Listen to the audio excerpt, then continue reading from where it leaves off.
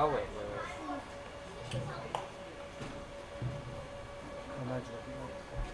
Is that you? Okay, Ryan's is working. Here, I want to go. Oh, there's Ryan. This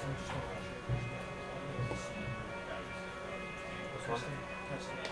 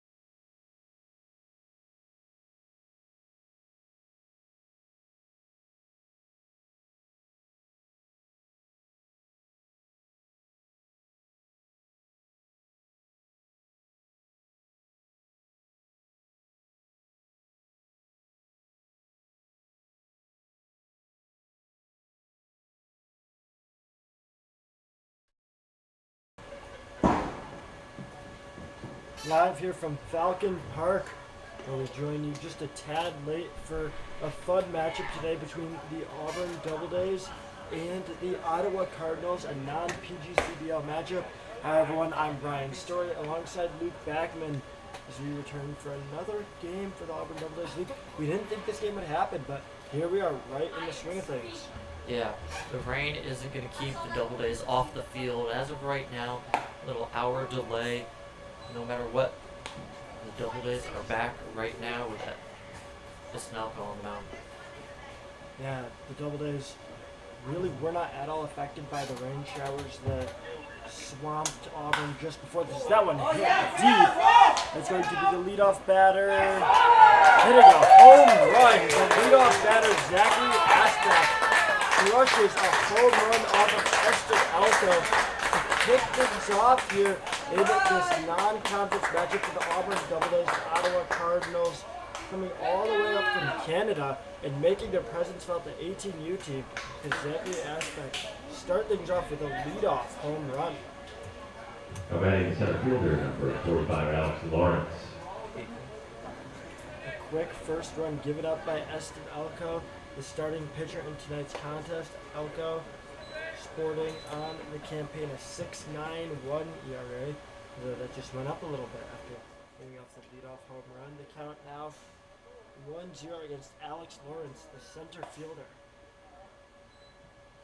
As that misses again, 2-0 count.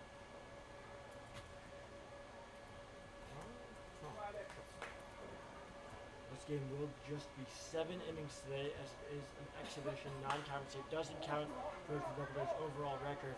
Sky ball hit from Lawrence, and it's actually going to be Mike Bonfiglio running all the way over from third base to get underneath it, jumping over the outstretched glove of Caden Albright at second to snag that first out of the inning. Now batting the third baseman number 16, Zach Desjardins. Now it's Zach Desjardins batting for the Cardinals. Still going against Eston Elko. Should I cancel out and then go back in? That first pitch, the breaking ball misses outside. Excuse me, is in there, strike number 1, 66 miles per hour. Catches the outside part of the plate. Would it be better maybe? Batter. As that one hit deep there from Desjardins, snagged by the center fielder Stan Meyer for the first second out of the inning. We just turned the mic down. Now batting the designated hitter number 12, Samuel Wallard. After Elko gave up that leadoff home run, he's since put down 2 batters with ease off the sky balls. That'll bring up Samuel Boilard, the designated hitter. Let's that Alright, one go for a ball. You want me to send? Zachary Aspect leadoff hitter who homered to left field in that first at bat. But we've seen Elko bounce back with fury. Elko is actually starting his first game of the season. He's made 8 appearances, all in relief for the Doubledays so far. Gets a tryout. This will be near playoff time for the Doubledays. 3-0 quick count to Samuel Boilard.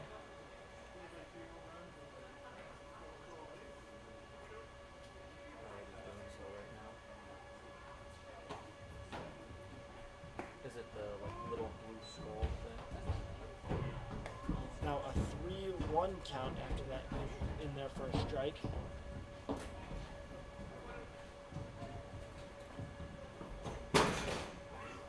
One count coming in. And that's going to be fouled off. Elko has worked his way back into a 3-2 count.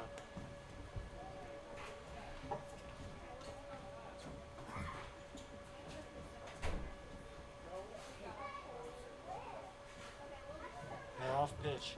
Coming in, Eston Elko versus Samuel Boilard. And that's fouled off yet again to the right side. The Cardinals sporting just 9 batters in their lineup today. The first time we've seen an opponent do that against the Doubledays. Most teams in the PGCBL run that 10-man order. We've seen the Doubledays run all season. The Cardinals coming in just 9, more the conventional baseball style. That breaking ball way outside, payoff pitch will be a walk. Sam Boilard will take first base. And now Elko has a runner on first, going against Giordano Richard, a left fielder. Batting left fielder number 50, Giordano Richard.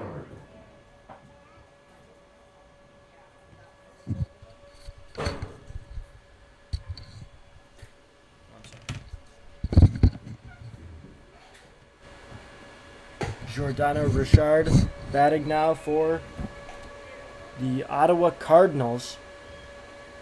As Ottawa leads 1-0 after a quick leadoff homer hit by Zachary Aspect. The count 1-0. Eston Elko has bounced back nicely, although did have a full count walk in his last at bat. That pitch right on the edge of the strike zone. In there, strike number 1. I got that. Appreciate it. No, you're good. Alright, peace. Bye. 1-1 count. 2 outs on the board. Eston Elko trying to get out of this inning without giving up anything more. As that pitch high. Charlie Wortham, the newcomer out of Mississippi State, playing in the field for the first time at home all season. He's catching today for Elko. A surprising move given the fact that the Doubledays have multiple elite catchers on their squad between Anthony DeCesare and Mark Gialusi. As that pitch inside and high there. 3-1 count. Elko looking to avoid giving up his second consecutive walk. Trying to get out of the inning to bring the Doubledays to the plate for the first time in tonight's contest as well. 3-1 pitch comes in, swung on and missed. Great pitch from Eston Elko to catch the batter in Giordano Richard, swinging and missing. Elko, we've talked about it when he's been on the mound before. When he has command, he can make batters look foolish. The command and control has been his problem. Fouled off by Richard. However, yeah, as you mentioned, Luke, the control has been the issue. We just saw in a similar 3-2 count, Elko managed to walk Samuel Boilard, the last batter, now trying to avoid doing the same thing against Giordano Richard. Payoff pitch incoming. 2 outs on the board. That'll be fouled off, this time over towards the Doubledays bullpen. He's able to take a bounce off of the roof of the clubhouse. We're approaching the 8th pitch of this at-bat. Elko's pitch count already pretty high. This will be the 24th pitch he's thrown today. You gotta wonder what Elko's limit is in this game, what Matt Petrosi wants to push him.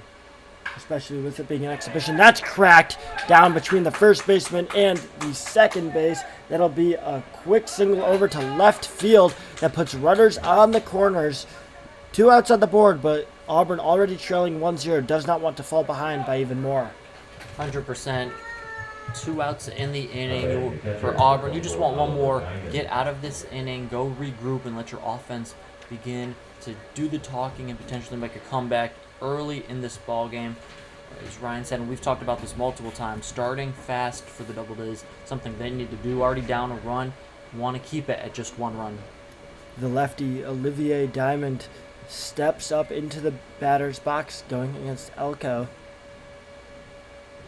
2 quick hits for the Cardinals. That pitch in there, strike number 1.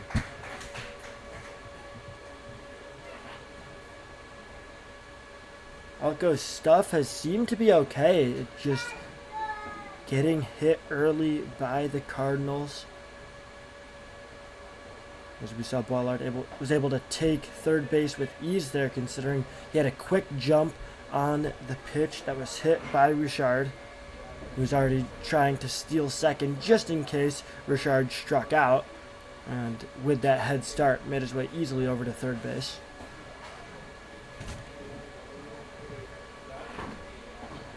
One and one count against Diamond, the catcher. Pitch in the dirt. Good stop there from Wortham, making sure that ball doesn't get past him. We've seen it numerous times when the Doubledays have been at the plate, runner on third, and a ball gets past an opposing catcher, and they're able to come 90 feet to home plate to score. Wortham making sure that's not the case, keeping that ball in front of him. Good job right there from the newcomer. Wortham out of Mississippi State has already made his presence felt this season. That one hit to left field. Smith getting underneath it, and it'll drop in front of Brendan Smith. He throws it in, and now we will see 2 runners on base as that ball not gathered by Adam Sullivan. By Tyler, by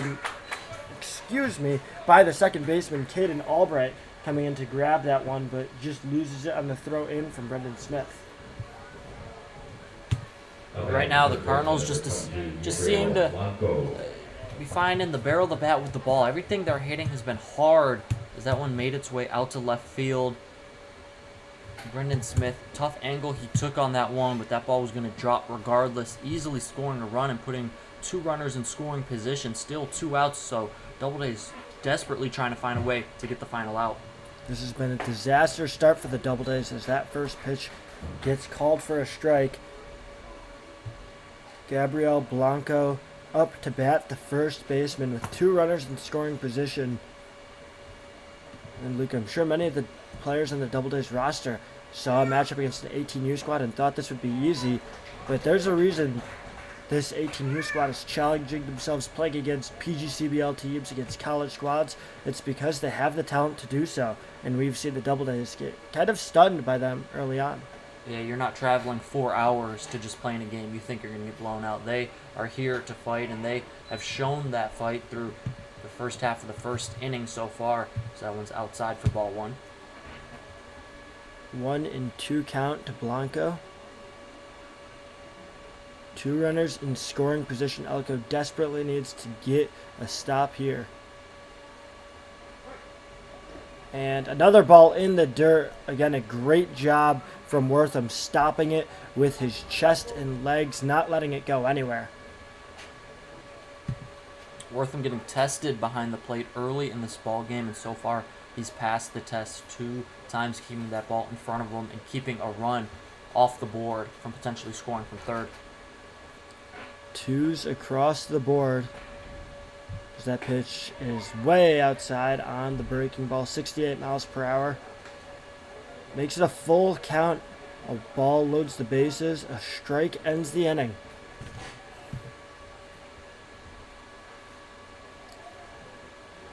Massively important payoff pitch upcoming from Eston Elko. And gets a swing chopped over to the third baseman. Bonfiglio gathers it, throws, and does not get there in time. As Schleich has to come off the bag to secure that ball. And a 3rd run scored for the Ottawa Cardinals, who have already secured 4 hits this ball game. Cardinals putting the ball in play right there. Going to be a tough play for Bonfiglio at third. as the speedy runner making his way over to first in time to beat it out. As we're going to see a meeting on the mound between catcher and Elko. Just trying to figure out how they can keep this Cardinals team from scoring another run. Two of the three runs in this first inning have come with 2 outs. Doubledays have not found a way to find that third out. And it's still a runner on the corner situation. A double steal could certainly be in play for the Cardinals. As that pitch swung on and hit opposite, but can't find fair territory. Lynch just foul outside the first base line. It's Antoine Morin at the plate for the Cardinals, the 8th out of 9 batters. Ottawa close to going through their entire order in just 1/2 of an inning. As that's chopped foul down the other side. This time it's over by the third base coach. Ottawa hitters are not going to leave their bat on the shoulders. They are aggressive at the plate. You see 2 consecutive foul balls to begin this at-bat from Warren. Doubleday pitchers, whether it's Elko or anybody who comes after him, have to know that if they're going to leave a ball over the zone or even close to the zone, these Cardinal hitters are going to take a swing at it. So you have to eliminate as many mistakes as you can, or else it'll be taken advantage of. 0-2 pitch comes in low and inside. 1-2 count with 2 outs.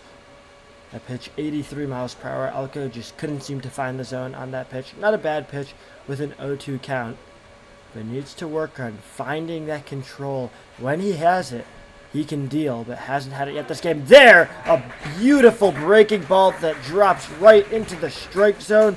Catches Antoine Morin looking for the final out of the inning. Ottawa leading early 3-0. We'll see how the Doubledays do when they come back in the bottom of the first. Stay tuned for more.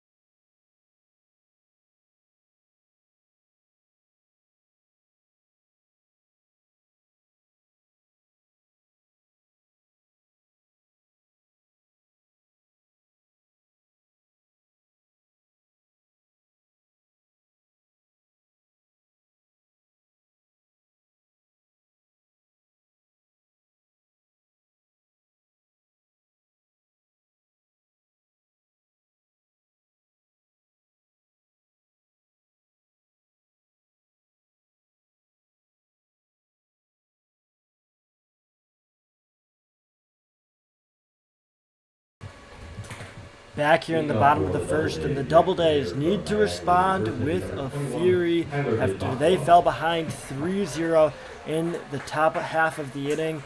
Estonelka, the starting pitcher, giving up 4 hits. On the other side, pitching for the Cardinals, it's going to be George Triantafilou, the righty pitcher, going against leadoff batter Tyler Vivacqua, which is something we could almost pencil in before every game, even in exhibitions. Vivacqua going out there leading things off. 100% Vivacqua seems like he is always going to be the leadoff hitter for the Doubledays, usually playing second base, but tonight he's going to be the extra hitter in the lineup while leading off.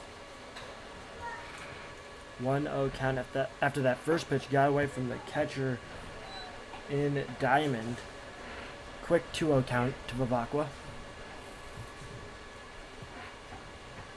Vivacqua has a 337 average this year. That one's lifted out to left field.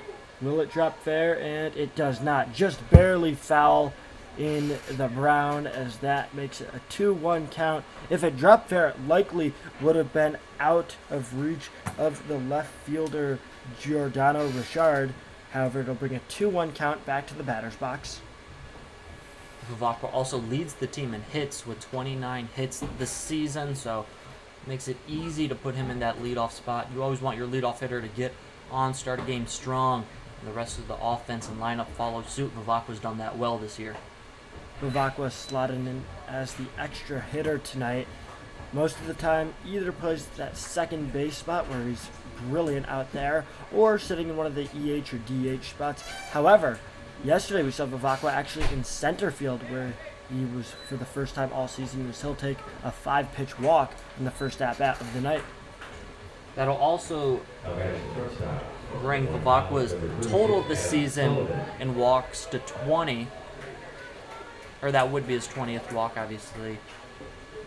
Here with that one, which would lead the team. 19 coming into the ball game here today. So a leadoff man who gets on via hit or walk, always a good recipe for success. Vivacqua yesterday wasn't very patient at the plate. He saw more more pitches that at-bat than he did all of yesterday. 4 at-bats and 4 pitches swung at from Tyler Vivacqua, who went 1 for 4 with 1 run scored, as Vivacqua will get a steal, narrowly beating out the tag from the second baseman Morin.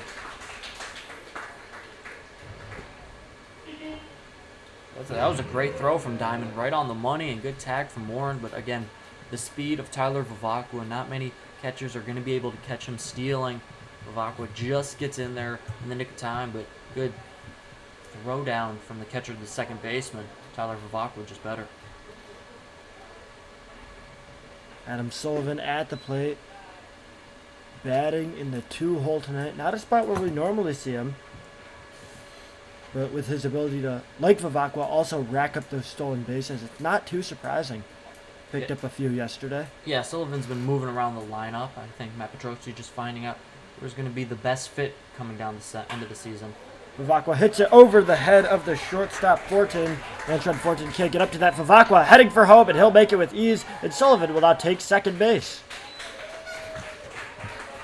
Heads up right there from Adam Sullivan. Saw on the throw home. He was going to extend his single run and make it over to second in time. Throw did hit the cutoff man, but one thing to also remember, because of the rain, the turf being extra slippery, Adam Sullivan almost slid off the bag, had to keep himself on there in his slide to second. So keep that in mind for plays the rest of this game. And we've seen it before, players sliding off the bag when either stealing or trying to go for 2. So just keep that on mind. Keep that in your mind, because defenders will keep the tag on for him.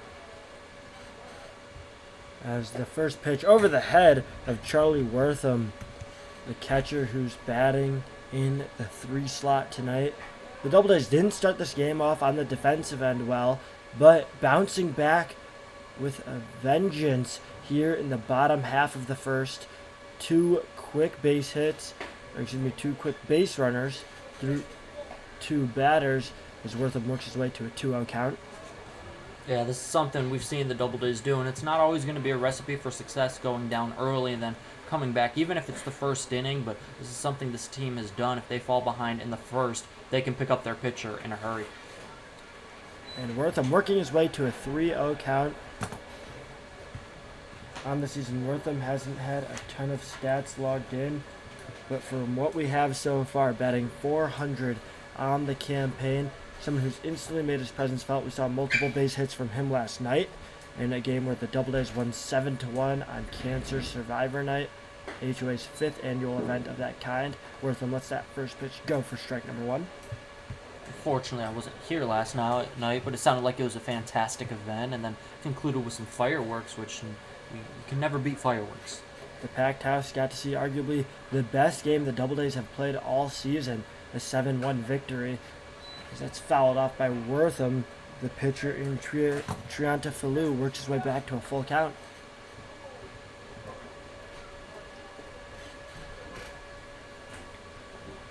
One runner in scoring position, 0 outs for the Doubledays. Payoff pitch incoming for Charlie Wortham, the newcomer out of Mississippi State. As the payoff pitch swung on, hit over to the shortstop. Excuse me, that's going to be Fortin throwing it over to first for the first out of the inning. However, we'll see Sullivan advance over to third base, bringing up Brendan Smith with a runner just 90 feet away from home. You'll take that out for Wortham right there, because that's a productive out. It moves the runner to third, being 90 feet from scoring with only 1 out. Now you have your 4 and 5 hitters in your lineup coming up, and Brendan Smith and Gianni DeSerbo. That's an out you'll take if you're Charlie Wortham. First pitch, high breaking ball, can't get down enough. Just 65 miles per hour on the pitch from Triantafilou. Brendan Smith only potentially needing a medium to deep fly ball as that one gets past the catcher.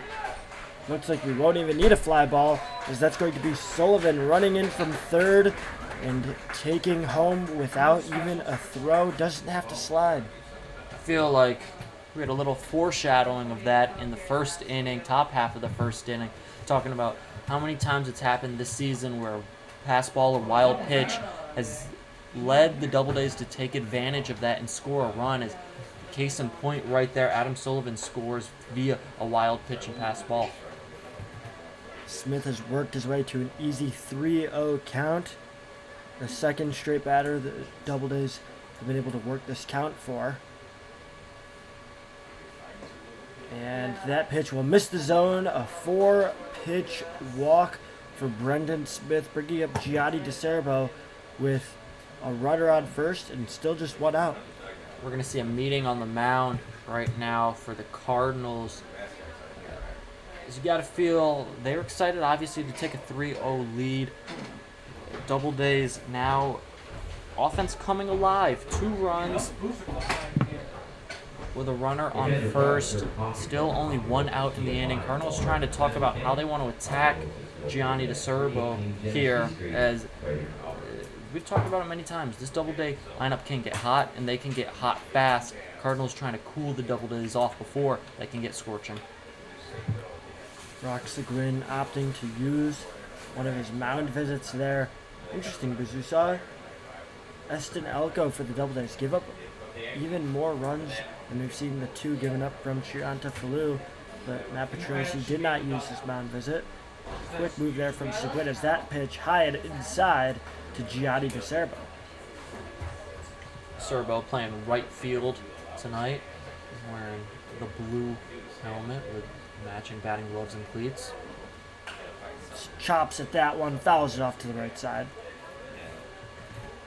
One's across the board to DeSerbo.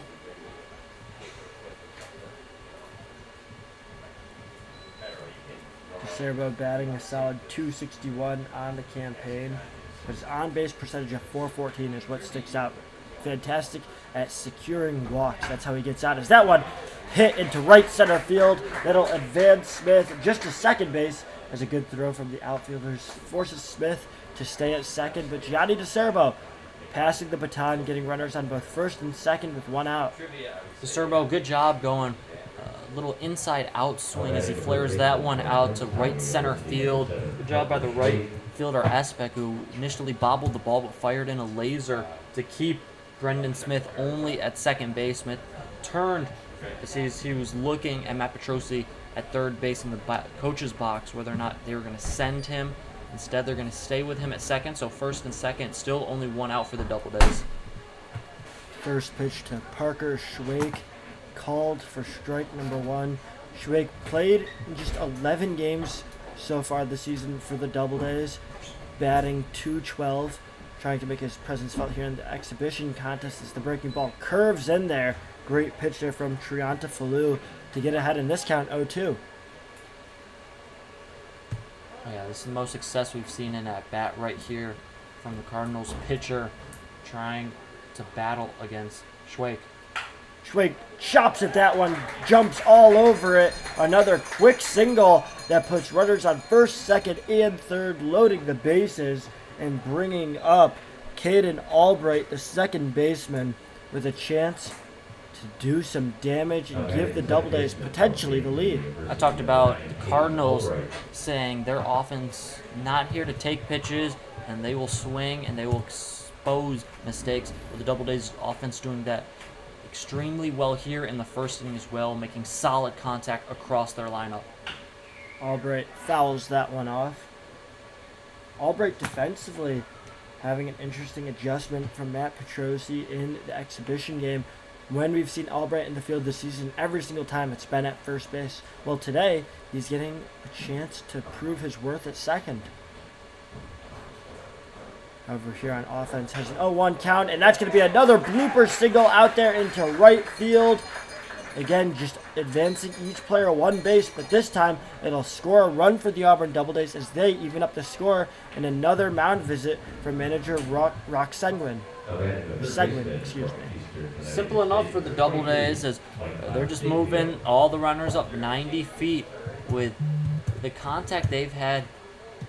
3 consecutive singles. We're going to see actually a pitching change here on the mound for the Cardinals. A quick one as this game's tied up. And we'll be back for more with information on who the new pitchers for the Cardinals when we come back. Stay tuned.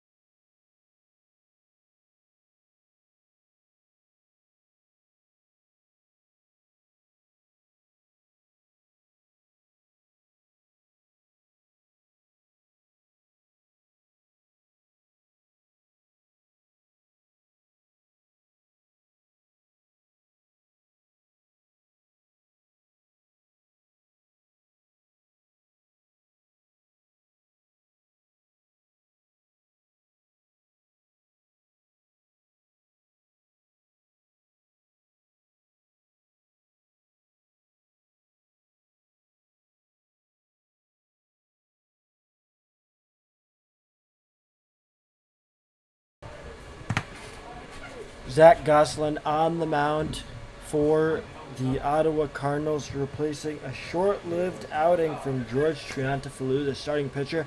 He made it through just a third of an inning. Bases still loaded here for Mike Bonfiglio, the third baseman. Bonfiglio, an opportunity here in this game to not only take the lead, but potentially blow it wide open for the Doubledays here as the pitch is going to be fouled out of play. It's now going to be 0-2 in the count. Bonfiglio stands at the plate with 3 Doubledays on the bases. Those Doubledays being Caden Albright, Parker Schwake, and Gianni DeCerbo. 0-2 count, bases loaded, and that pitch high and outside, 1-2 count on the 80-mile-per-hour fastball. Doubledays, again, doing a great job getting right back in this game, but they're not content with only 3 runs. Want to take the lead and want to take a lead with a purpose here in the bottom of the first. Another high and outside pitch that doesn't come anywhere near the zone. Bonfiglio's fought his way back to a 2-2 count. The team's even on the board right now, 3 runs apiece, 4 hits apiece. Bonfiglio with the 2-2 count hits it high. That's over to the right fielder. Aspect trailing it, coming underneath it, gets it down. DeCerbo takes off, and the throw will will not get there in time. DeCerbo scores a run. Both Albright and Schwake advance, and the Doubledays have their first lead of the night. A sac fly right there from Mike Bonfiglio. At first, I didn't think that ball was going to get deep enough in the outfield to bring in DeCerbo from third, but with the speed that DeCerbo has and the trust manager Matt Petrosi has in him, that was an immediate send, and he was able to make it to home plate cleanly and way before the throw was able to come in. So Doubledays take the lead. The Doubledays do have the lead, but with 2 runners still in scoring position, Auburn certainly wants to add on to this 1-run lead. 4-3 against the Ottawa Cardinals. As that pitch inside.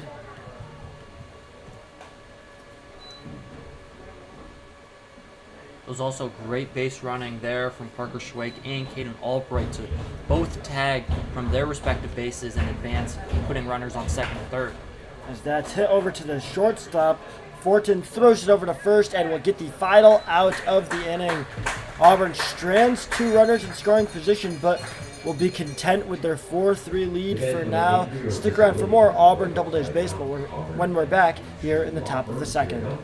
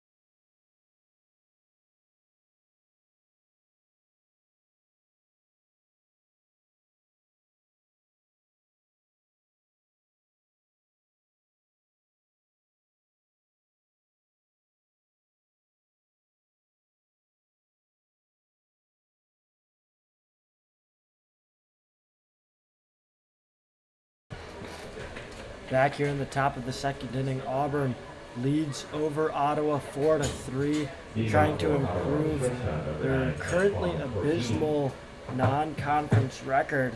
The Doubledays 18-10-5 on the campaign in games that matter, 1-3 in games that don't count to their official record. Something that I'm sure they're not too upset about. You get to try out some new things, but it's always a nice morale boost when you still pick up the win, even when it doesn't count to the record. 100%. A win is a win. If you go home from the ballpark that day defeating another team, 100% you're going to feel better than you would when you lost to that team. So Doubledays, when they're on the field, as that one gets away from Elko to the backstop for ball number 1. For the Doubledays, it doesn't matter their opponent. They want to come out of here with a win. And of course, like you mentioned, improve that non-conference record, which is unusual considering how well the Doubledays have played in conference and especially here in Falcon Park. It's going to be a 2-2 count now for Elko going against Antoine Fortin, the shortstop who made a few solid defensive plays on the other end. Fortin, the final batter in this Cardinals order, before it flips back up to the top where Zach Asbeck sits on deck. That's hit right past Elko, but Sullivan gathers it up and throws it to Parker Schwake. Out number 1 secured. There's the sure-handed shortstop. Adam Sullivan gobbles that one right up the middle smoothly and then throws over to first in time. Seems like it's always going to be tough for an opposing hitter to try and find a way to get a ground ball past Sullivan, as he's a vacuum over there at shortstop.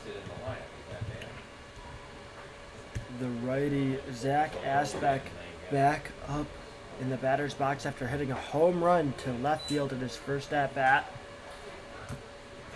Graduated from St. Joseph du Lac out of Quebec. Canadian prospect, standing 6', 175. Lets that one go for strike number 2. After pulling the ball out there over in left field, Elko throwing breaking balls on the outside part of the plate to try and avoid that same mistake. And gets a foul tip there from Aspect. Aspect staying alive.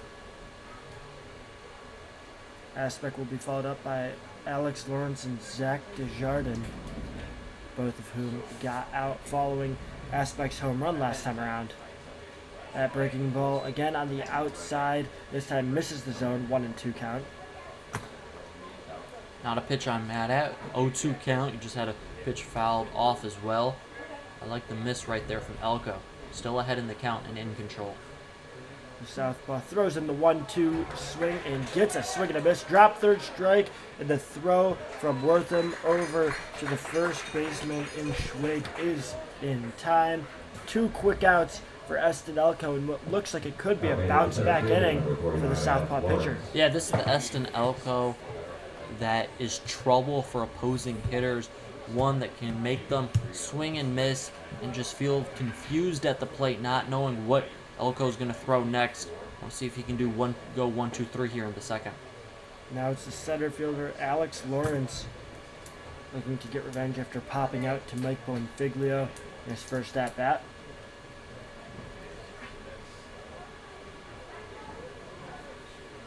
That pitch hit deep into left field. Smith tracking it and can't get there in time. It'll bounce past Smith off the wall. He throws it into the cutoff man Sullivan, but that's going to be a stand-up double for Alex Lawrence. Elko went to a high fastball on that pitch, and Lawrence was ready teeing off on that. That was going to one bounce off the wall. Elko, again, still trying to get out of these innings. Two of those 3 runs from the Cardinals in the past inning were with 2 outs. They're trying to put together a 2-out rally while Elko and the Doubledays are trying to stop another 2-out rally here in the second inning. With a swing and a miss there from Zach Desjardins, who hit a fly out in his first time around. The third baseman trails in this count 0-1 with 2 outs on the board. Desjardins does not go at that one, the breaking ball missing outside.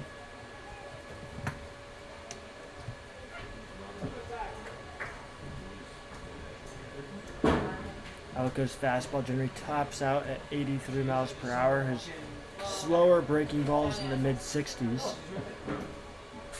1-1 pitch. Good hesitation there from Desjardins, not going after that breaking ball.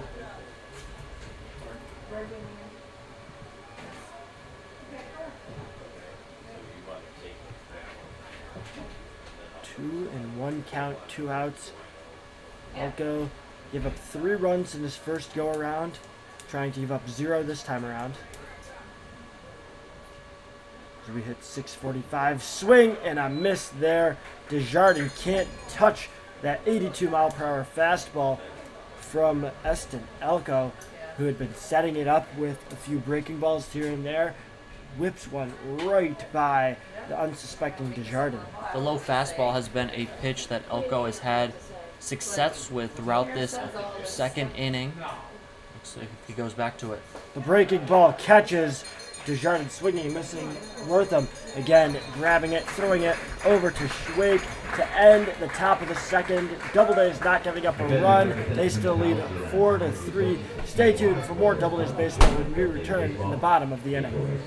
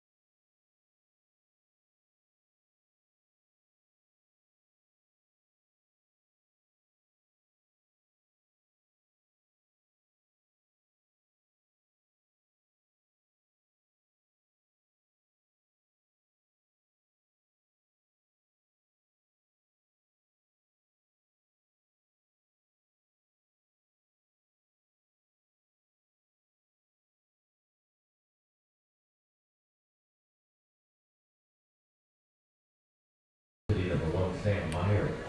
Zach Gosselin still on the mound for the Ottawa Cardinals. It's Sam Meyer kicking things off for the Doubledays, the final batter in the order after Auburn went through 9 of its 10 batters in the lineup in the bottom of the first. I mentioned Tyler Vivacqua leading the team in walks in the past inning. Meyer trails him right behind him with 18 this season. So again, Meyer leading off this inning. He's a hitter that, of course, you would love to see him in the leadoff role as well here in the second inning. They're very similar players, because you mentioned is that one skied high, and it's going to be the shortstop and looking for it, can't seem to find it, almost collides with the third baseman Desjardins, but he will manage to get underneath it and swallow it up for the first out of the inning. Briefly back to Meyer before we talk about Vivacqua. You mentioned how Meyer just trails solely Vivacqua in walks garnered this season. Well, Meyer actually leads the team in stolen bases as well, where Vivacqua is trailing right behind him in that stat. So two players who are very similar in terms of overall play style, which is why Meyer bookends this lineup here today, so they can head right back into Vivacqua here. Two similar players. Vivacqua forced a walk in his first at-bat. First pitch in there for a strike. Yeah, dynamic duo you have. Two speedy guys, good at the plate with Meyer and Vivacqua. One, the leadoff hitter, and one, the 10 hitter. Makes no out easy here in this lineup when you can go 1 through 10 and they all have their different strengths. That's what makes this Doubledays lineup so dangerous. Especially this top of the lineup where Vivacqua is followed up by Adam Sullivan and Charlie Wortham. That breaking ball misses low and outside. Vivacqua and Sullivan kicked off the excellent run that the Doubledays had at the bottom of the first inning. Vivacqua walked, stole second, and then was knocked in from an RBI single from Adam Sullivan. One that, many players probably wouldn't have scored from second base on, but Vivacqua's sheer speed allowed him to just get all the way to home plate with ease. That one swung on right to the center fielder, and a diving play made by Lawrence out there in center robs a great hit from Tyler Vivacqua. Wow, hats off to Lawrence on that play. Came in, stuttered for a second, stutter step, and then laid out for it Superman style. Boy, what a catch he makes there in center field as that ball gets past him. That's Tyler Vivacqua off to the races, but instead that's a huge second out for this Cardinals team. It's a quick 2-out scenario for the Doubledays as that first pitch from Gosselin is in the dirt. Sullivan had an RBI single his last time up. Auburn looking to avoid the script of a scoreless second after a multi-run first, like we saw the Ottawa Cardinals follow in the top of half of the inning.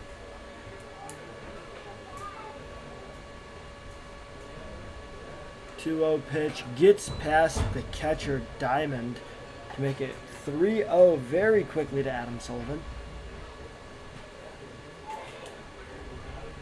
And I think this is where you kind of leave it to the batter and Adam Sullivan 3-0, whether or not he's taking all the way. And that one nowhere near the zone. Sullivan walks in 4 pitches. The second time we've seen a Cardinal throw a 4-pitch walk this contest in just 2 innings so far, bringing up Charlie Wortham, who had a ground out that advanced Sullivan from second to third in the previous inning.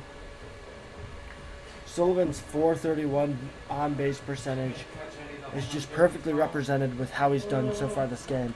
A blooper single that manages to score a run, following that up with a 4-pitch walk. He's a patient batter, very defensive, and just finds ways to get on base. Wortham, while that ground out in the first might not be the sexy plays, the pickoff attempt is not going to be in time as the ball actually spits away from the pitcher, but staying at first is going to be Sullivan. But Wortham, that ground out 6-3 ground out in the first isn't going to be, your sexiest stat, but that's a productive stat, and that's a winning play for the Doubledays.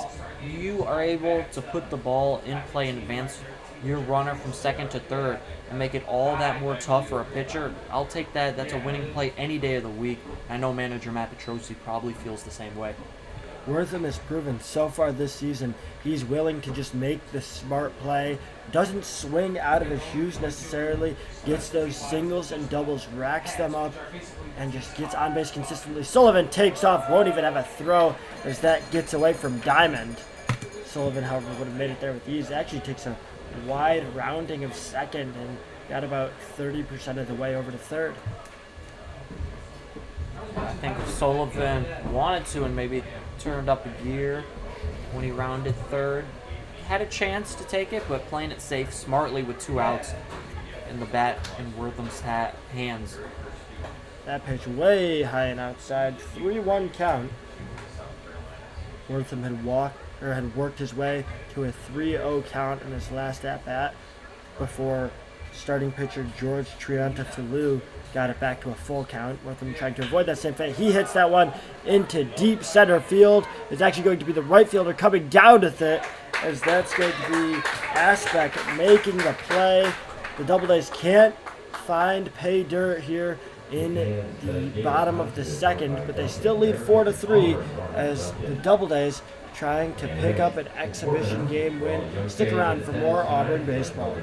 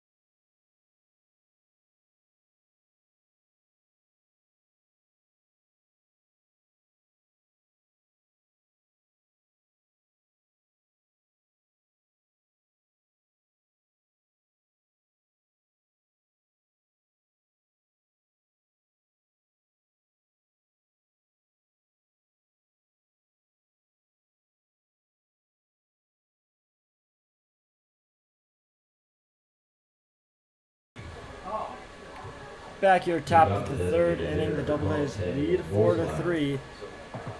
It's Eston Elko still on the mound. The southpaw going against Samuel Boilard, the designated hitter who forced a walk in his first at-bat. Takes that first pitch for strike number 1. We were wondering what Elko's timeline in this ball game was going to be here on the mound for his third inning of work, as that pitch is going to be in there for strike number 2. And one thing I'd like to see here from Matt Petrosi is let Elko work out of some trouble. Obviously, 3 runs given up in the first, bounce back with a good second inning. Let him continue to build upon that work, as that one's up and high for ball number 1. You don't want to pull your pitcher at the first sight of trouble every time he's on the mound. You want to work through it, and I'd like to see Eston Elko working through his troubles in that first. That one fouled off to make it a 2-ball, 2-strike count. And one thing we've seen from manager Matt Petrosi related to Eston Elko throughout this campaign has been, if Elko's been off of his game, Petrosi has pulled the trigger early, pulled him out of the game. Through just over 2 innings here, we haven't seen him do that. That's grounded over to second base. Caden Albright tosses it over to Schwake. Schwake has to bend down for it, but he'll come away with the first out of the inning. And as I was saying, he's been quick to take Elko out of the game, and as Elko's gone through just over 2 innings of work here, Despite giving up 3 runs in the top of the first, manager Matt Petrosi didn't even use a mound visit, so it seems that he has full confidence in Elko that was a fluke to start off the game, and he's going to leave him in there. And Elko's backed up that belief with a solid 4 outs here, 3 in the second, and the first here. Leadoff hitter retired in the 3rd inning. It seems like he's calmed everything down, and he's back to the pitcher on the mound that can make hitters look foolish. Has not walked a batter since that 4th batter of the contest. That was Bullard's first go around. The accuracy has certainly been more controlled for Elko as he forces a foul ball there. And one thing I've noticed is Elko on the fastball, he's not rearing back trying to get to 87 miles per hour on every single fastball. When he does that, sometimes he has a little control issues with that fastball, trying to rear it and throw it back as hard as he can. He's dialed back because that one's going to plunk the batter in the back. Quickly to finish my point on Elko, when he's brought the fastball back to, say, 83, 84 miles per hour, he's had a few swing and misses in this ball game. And so you don't have to throw 1,000,000 miles per hour, on your hardest pitch, but you can mess with the velocities and still get the hitter. So I think Elko learning that, and we've seen it in real time work on the mound here for him today. That's something to improve on throughout the rest of the season as well. Giordano Richard gets on base for the 2nd time today, singled in his first at-bat, hit by a pitch in his second. That brings up Olivier Diamond. Olivier Diamond had a double in his first at-bat.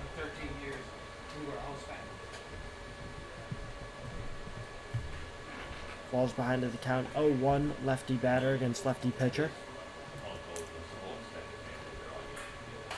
Elko gets a swing and a foul ball over into the left field grandstands. And another thing for any pitcher, young pitcher, anything, you have to know you can also use your defense. You have 8 players behind you, 7 players behind you, and a catcher in front of you. Use your defense. You don't have to try and strike out every single batter. There you go, Wortham right there, keeping that ball in front of him. Elko up 0-2 and the count goes with the outside pitch. Use your defense. You don't have to strike out every hitter, even if it's a deep fly ball, but if it results in an out, that's all that matters at the end of the at-bat. Wortham, with the U.S. missile defense system so far, striking down everything that tries to get past him. As that's going to be the batter taking off, but that's scooped over to left field. Smith lets it drop. So he might have been able to get to that one, but does the smart play, lets it fall, doesn't make the situation any worse. We saw a play yesterday where Smith made a tough diving go at a ball hit to left field, ended up getting past him for a double.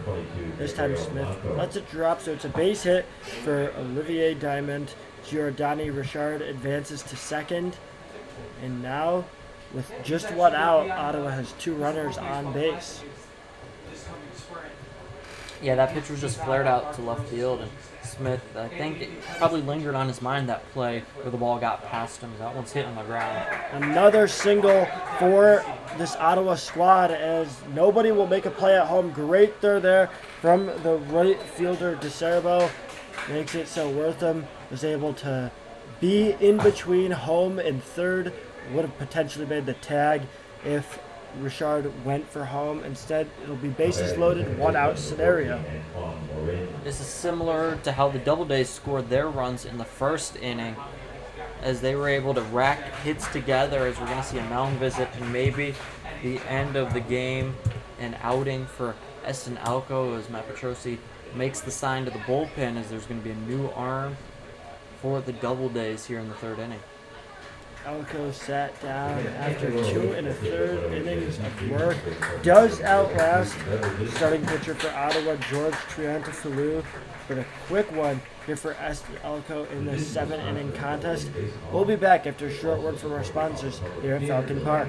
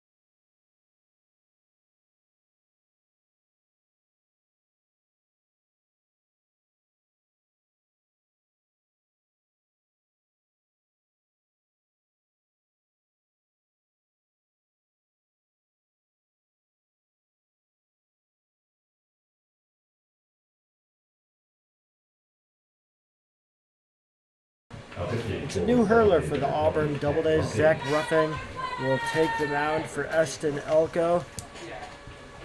Zach Ruffing on the campaign still has not given up a run for the Auburn Doubledays. 5.2 innings of work, 0 runs given up.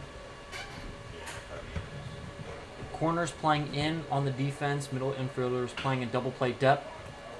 As the third baseman Bonfiglio throws it over to first, a quick run scored, but also a quick second out of the inning as Bonfiglio realized the throw to home probably wouldn't have got there in time. So it's a tie game now as Ruffing is put in a tough situation. Eston Elko let the bases get loaded with just 1 out. Now there are 2 outs with runners on second and third. Bonfiglio looked at home, but the way he charged that ball and caught it on the run, knew he was going to have to twist his body to make a throw home, and it was going to cause too much trouble, going with the safe out at first instead of maybe making a wild throw and not getting any outs. The smart play from the veteran third baseman right there. We saw starting pitcher Eston Elko give up 7 hits and now 4 runs through just over 2 full innings of work. Quick count to Antoine Fortin is 1-1.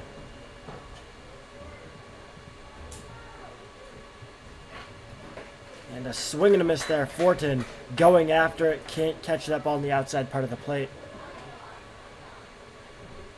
Ruffing getting ahead in the count quickly. Let's see if he has a put-out pitch right here to end this inning. Long wind up and gets a grounder over to Bonfiglio yet again. Bonfiglio connects with Schwake and high, but can't get the play. Schwake tried to nab him with his own glove, but missed on the tag attempt. And that's an infield single for Antoine Fortin as the lineup kicks back over to Zachary Aspect, the leadoff batter. The ball just hit soft enough that Bonfiglio had to rush the throw over to first. A little high, and with the speed of Fortin was able to make it in there and avoid the tag. Good job by Schwake getting the tag down, but just not in time as the Cardinals back on top. And that's going to be a strike pitch thrown by Zach Ruffing. Aspect falls behind in the count, 0-1. Aspect homered in his first at-bat, struck out in his second. His second at-bat was when Elko was really feeling himself. He was starting to come into his own. However, things unraveled here in the third inning as this pitch, again on the outside part of the plate, called for strike number 2. Beautiful pitch right there, and both ground balls that have been hit have been really just soft dribblers. Bonfiglio and the primary defender and fielder that has picked up both of them.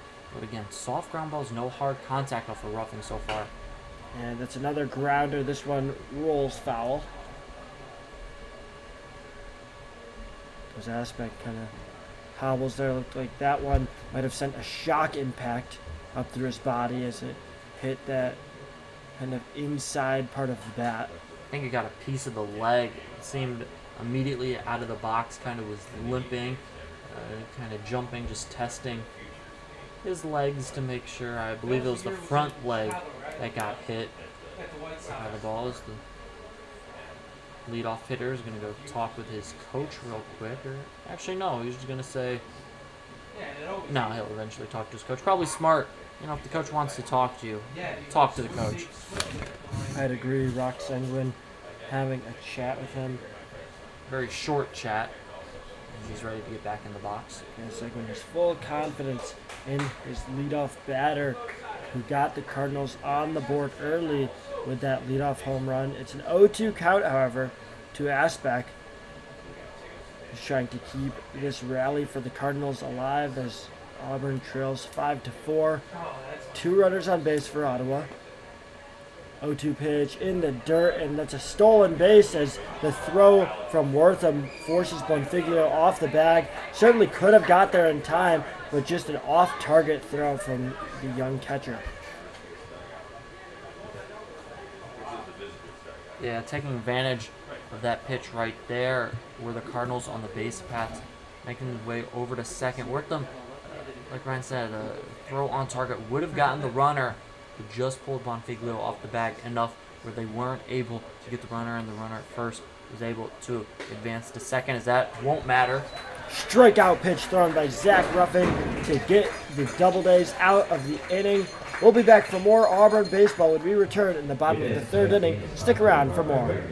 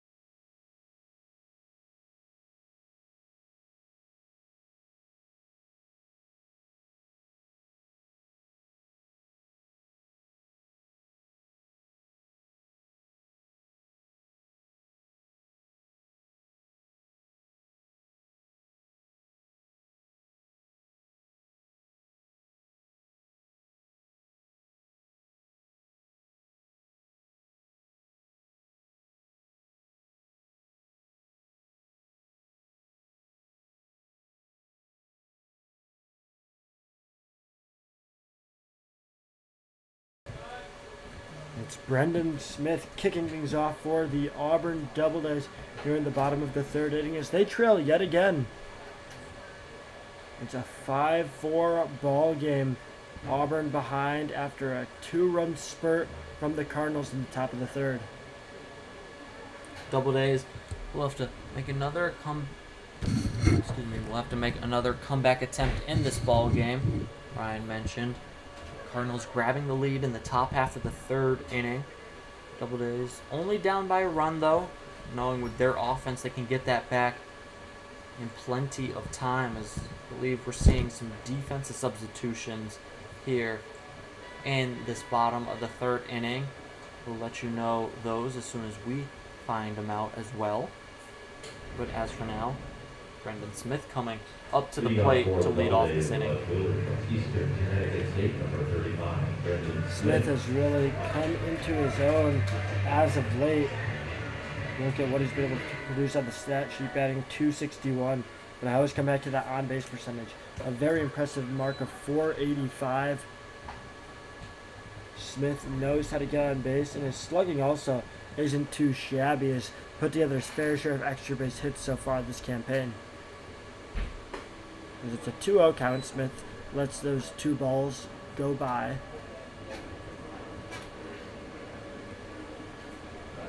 Smith worked himself a 4-pitch walk in his first at-bat. And it looks like he could be on his way to doing it yet again. Zach Gosselin did not look happy after that last pitch that spiked well into the dirt ahead of Brendan Smith. It's a 3-0 count. Smith has seen 7 pitches, all balls, and that will be in there. Strike number 1, that will be ball number 4, as Smith has seen 8 pitches, and all 8 of them have been balls. In line with Ryan there. Home plate umpire raised his right hand as if he was calling it a strike. That one was going to be high for ball number 4. So 8 pitches Smith has seen, 8 balls he has taken as he's on first with a leadoff walk.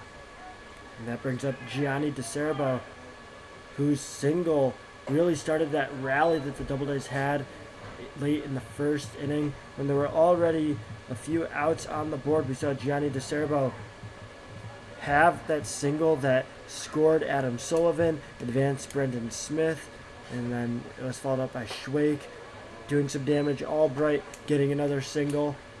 DeCerbo trying to replicate some of that same magic with Brendan Smith over there on first base. 1-1 count. DeCerbo takes a swing at it, fouls it off down the right side. I like the cut right there from DeCerbo, just a little bit late on it, fouling that off. Now he's going to have to work in this count behind 1 and 2. 1-2 count for DeCerbo. Takes a big swing at it there. That'll be going into right field, and it drops. That's going to be an error by Aspect. Aspect can't get underneath it. That's a double for Gianni DeCerbo. Would have been a tough play, so that will be scored as just a double, not as an error.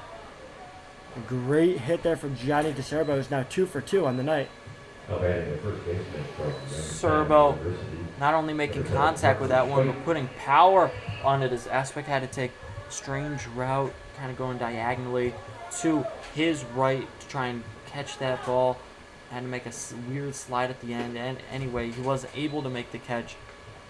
That was Smith on the base path doing a good job staying halfway. As soon as he saw that ball hit the turf, it was around second to third easily. DeCerbo following right behind, now at second.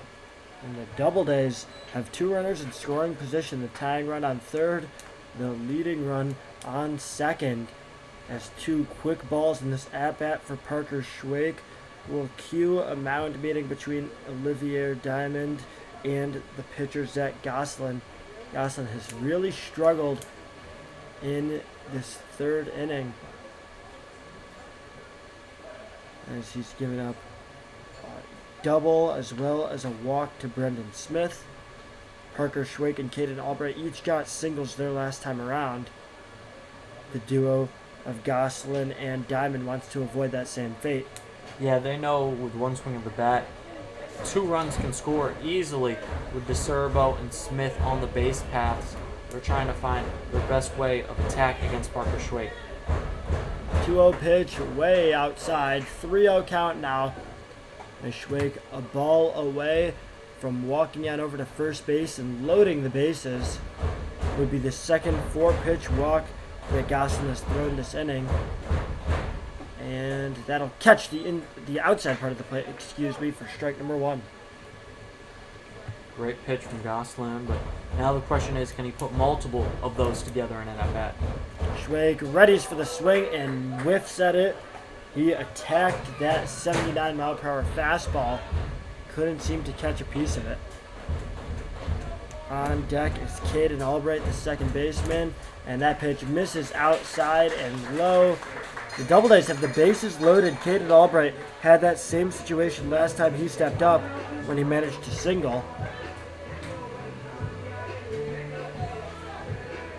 Yeah, Albright was the final batter that the starter faced, as I believe this might be the final batter that Goslin faces, and indeed is. Looks like we're going to see a call to the bullpen and a pitching change here, as Goslin will not go against Caden Albright here in this ball game. And we'll be back here in the bottom of the 3rd, after another quick word from our sponsors.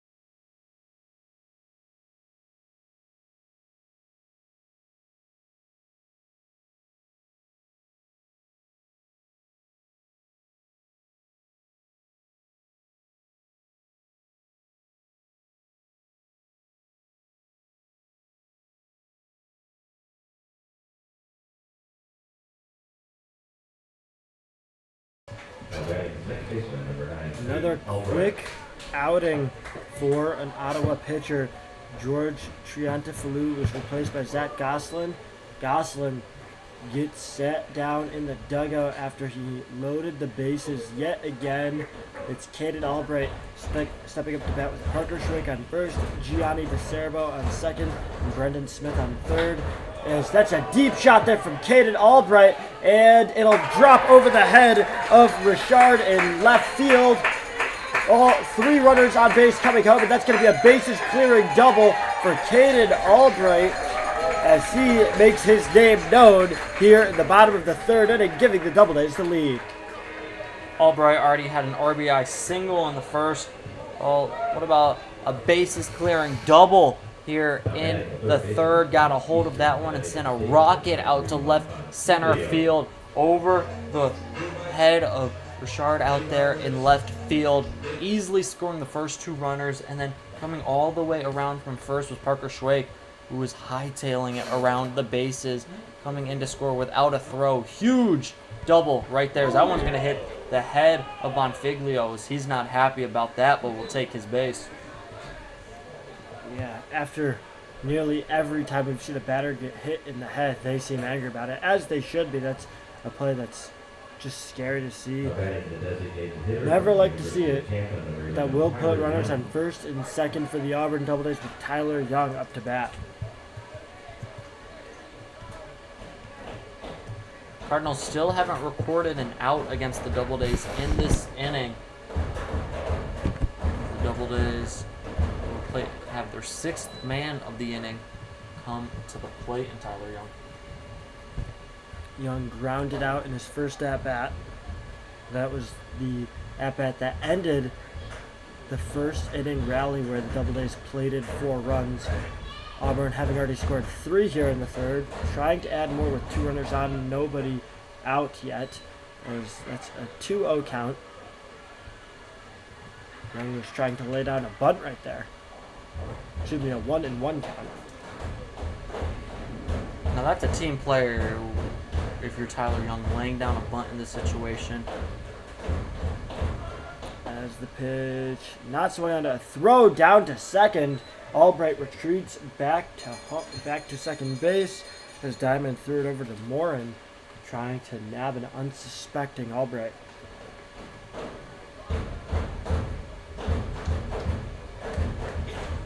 Three balls, no strikes. Tyler Young, as Young lets that one get called for strike number 1. Had the red light on there, it looks like. Yeah, taking all the way was Young on 3-0. Interesting to see if he tries to lay down another bunt here or if he's swinging. And he won't swing at that one. Outside, Young never even thinks about it. That'll load the bases yet again. New pitcher, same story. Tristan Wilson puts Young on first, Bonfiglio on second, Albright on third, with Sam Meyer stepping up to bat. For Wilson, you got Sam Meyer here, and then, hey, this job does not get any easier. It'll flip over to the top of the lineup as the infield's in, trying to nab a ground ball back to home plate to nab the runner, if he goes home. Meyer lets the first one go in for strike number 1.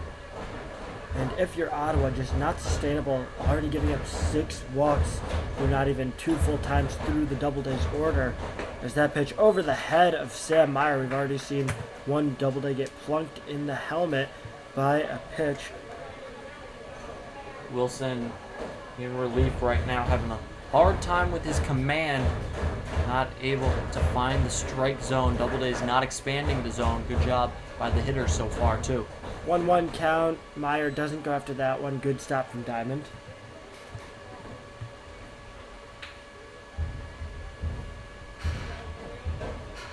Diamond has been solid this game on the defensive side. Multiple good stops, only 2 pitches having gotten by him. Both not great throws, as that's a deep hit there from Sam Meyer, the center fielder, looking to get underneath it. Nearly collides with the right fielder, but comes down with it. That's going to be Lawrence making the catch. A sacrifice fly there from Sam Meyer.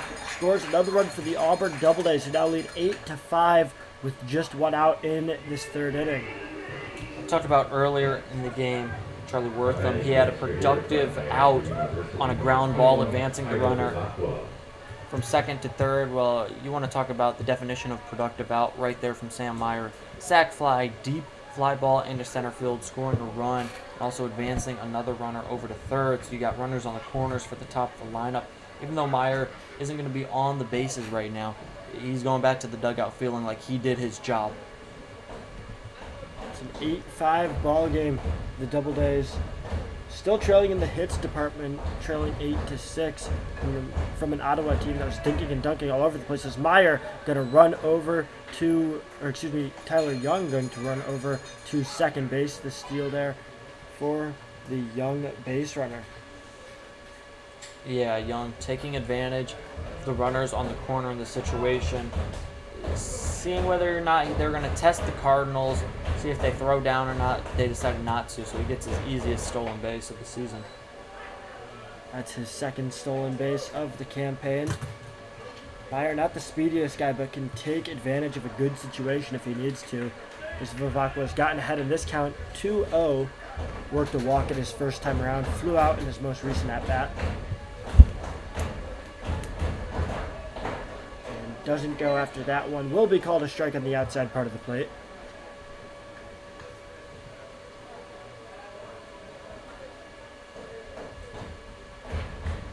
Two-one count to Tyler Vivacqua, who, as Luke mentioned, is the most hits on this Doubledays squad. Looking to add to that total, it would be an opportune time to do so. With two runners in scoring position, a single likely plates two, as it's now a 3-1 count.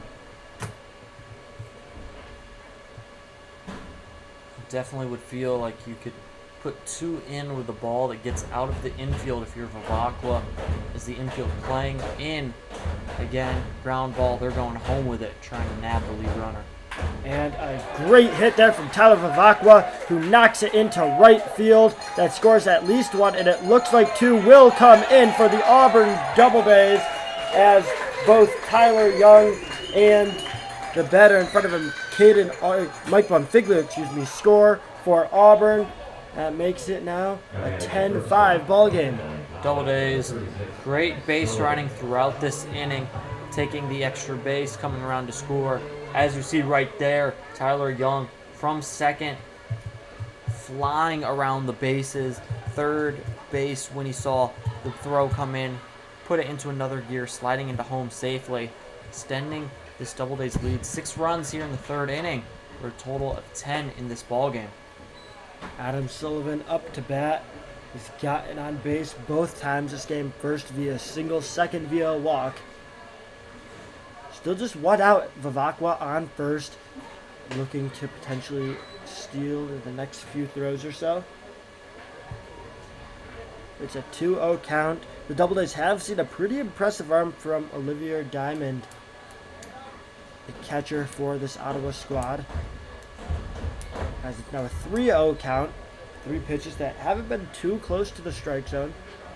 Not horribly off or anything, but just some basic control issues for Tristan Wilson. 3-0 count, and that's going to be a quick 4-pitch walk to Adam Sullivan. And we might be seeing another mound visit. Yes, we will. Excuse me, no.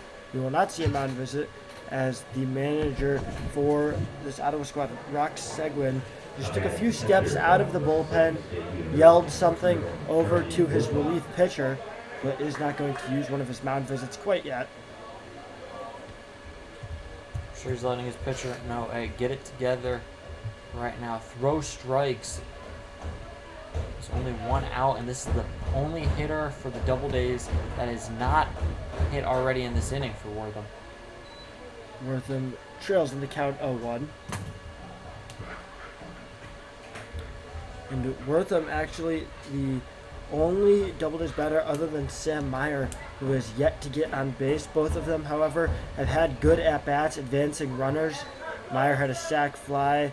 Charlie Wortham had a ground out that effectively turned into a sacrifice bunt. as he now trails in this one 0-2 after taking a huge swing, and that pitch from Tristan Wilson couldn't manage to connect the bat with the ball.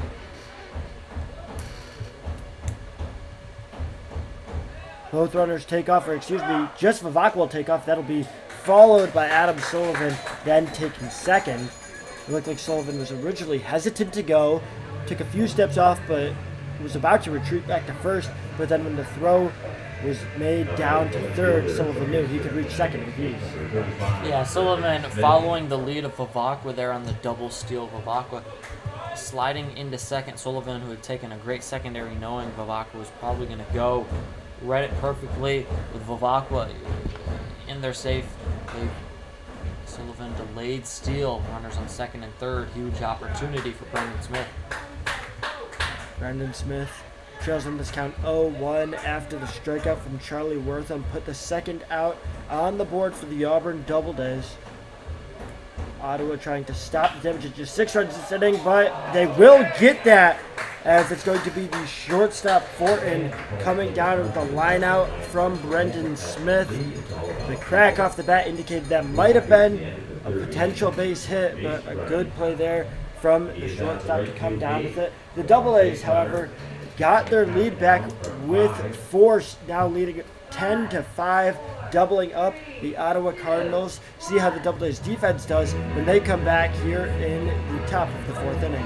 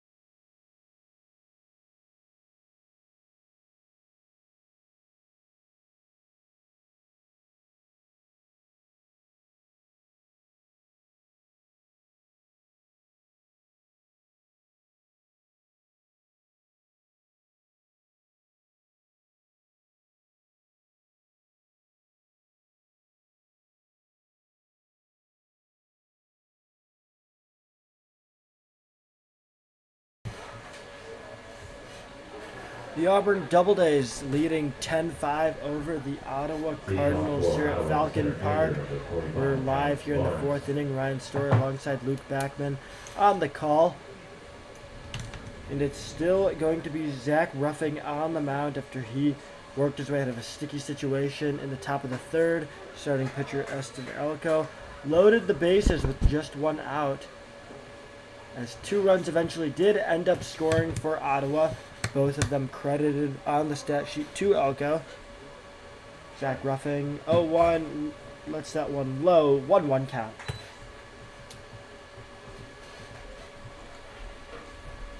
Doubledays have done a great job bouncing back in both the innings they scored. Was in response to the Cardinals scoring in the top half of the inning. First inning, Cardinals scored 3, and then in the 3rd inning, they scored 2. Doubledays responded that with 4 and 6 of their own in each of those respective innings. So good job by this offense picking up their pitchers so far in this ballgame.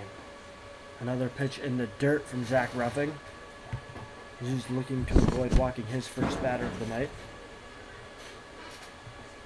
In the batter's box, Alex Lawrence, the center fielder who had a monster double in his last time up. Lawrence hits that one deep again, but this will go into foul territory, going over by the opposing clubhouse.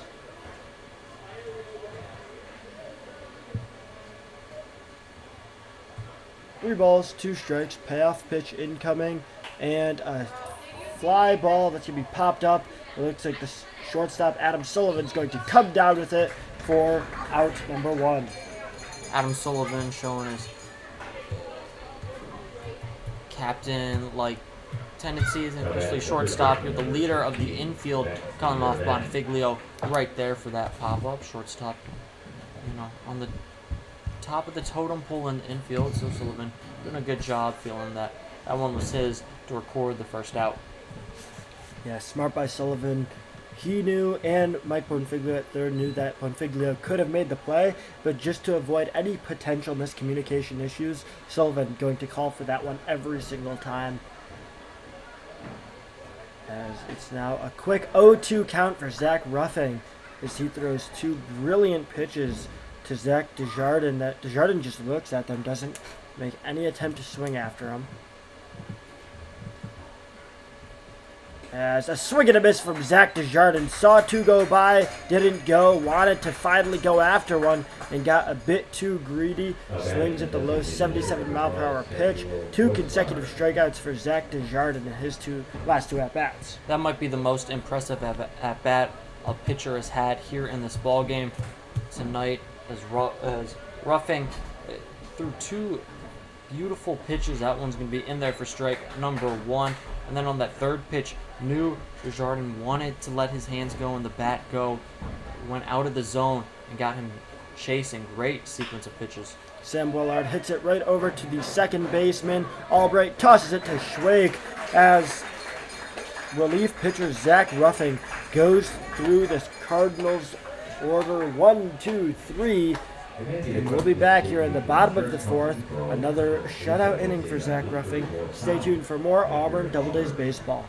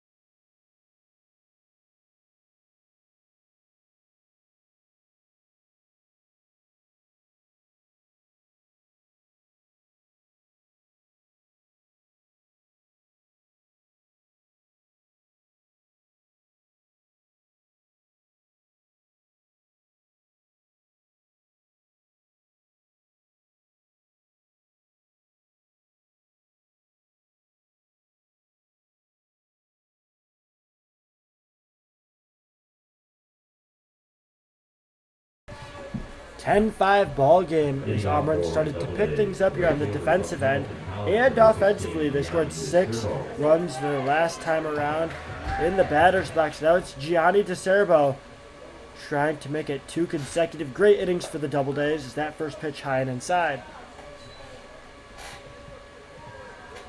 And that's where Tristan Wilson seems to have been missing early on. Already plunked Mike Bonfiglio once in the helmet, then over the heads of a few other batters as that's fouled to the right side by DeCerbo.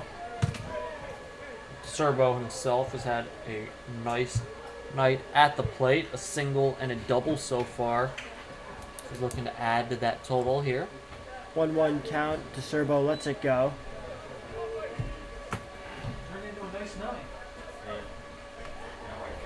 As we approach 7:40 Eastern time, skies seem to have cleared up. No more looming dangers of rain as that's hit into right field, and it'll drop there. DeCerbo rounds first, going to second. It'll get there in time, slides into second. Actually, pops up, nearly comes off the bag, but he seems to be okay. A bit ginger though after that slide to second. Doesn't stop him from doing his celebration dance as that puts a runner on second with no outs. Parker Schweik up to bat. Second consecutive at-bat where DeCerbo has gotten on via a double right there, and immediately out of the box he was thinking 2, hustling down the first baseline, rounding first with a big turn, and then when he saw right fielder Espec not completely field that ball with a sense of urgency you would have liked to see, DeCervo turned on the jets, made it to second with plenty of time to spare. DeCervo a single and 2 doubles today through 3 at-bats. And it's a quick 0-2 count to Parker Schwake, who's 1 for 1 with a single and a walk. Schwake worked a 4-pitch walk in his last at-bat.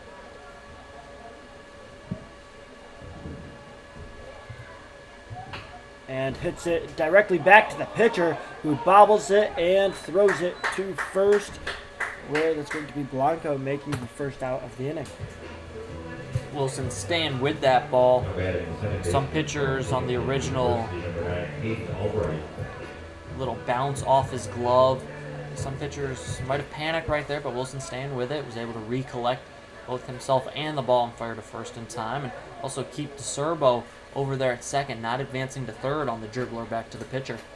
Caden Albright stepping up. He's 2 for 2 on the night. Had a bases clearing double his last time up. This time, looks like it's going to be a sac fly as Ben Asbeck catches that in right field, and it won't be, as DeCervo will not tag up. He'll stay at second, probably the smart play.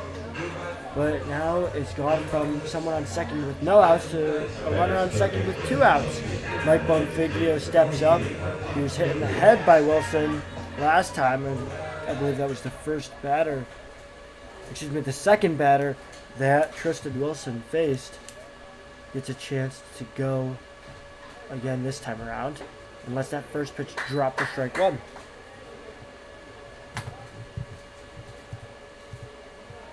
Yeah, no ill intent with the hit by pitch in the last at-bat, but you got to feel, if you're Mike Bonfiglio, you probably want some revenge for that. It's one of those things that as a batter, you could work it up in your own head. Even though it obviously was not intentional, you could say, in my head, I saw that as intentional. And you can use that as some motivation, a little bit of extra fuel, never hurt anyone. It's a 1-1 count. The pickoff thrown back over to the second baseman. Morin can't get there in time. DeCervo, a very smart base runner, knows when to pick his spots, when to take those large leads. He's taking a pretty sizable lead right now, but nothing too extravagant. 1-1 pitch comes in. Bonfiglio goes after it, but comes up empty.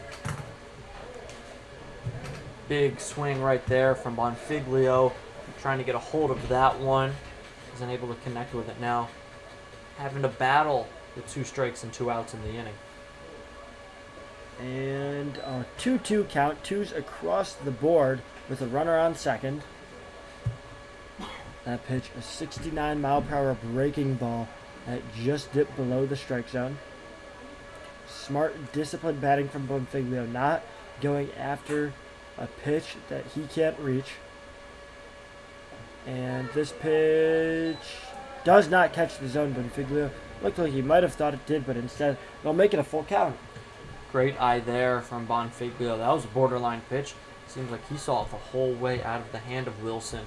Good job by Bonfiglio working the count full. Bonfiglio full count. DeCervo takes off, and that'll put runners on the corners. DeCervo on third, and Bonfiglio on first.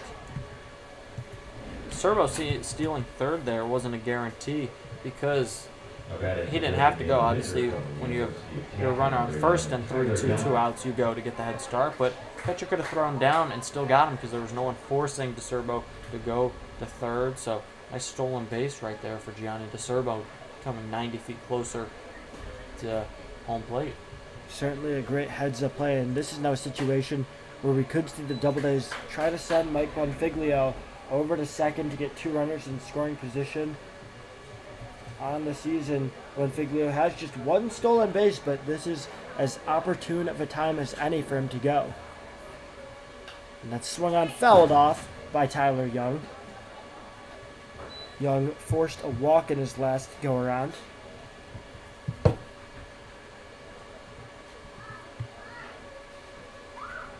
Young trailing in the count 0-2. Trying to keep this 4th inning. Doubledays rally alive as Bonfiglio takes off, but a swing and a miss from Tyler Young will make it not worth anything as the Doubledays can't plate a run in the bottom of the 4th. Still lead 10-5. We'll be back here in the top of the 5th for more Auburn Doubledays baseball.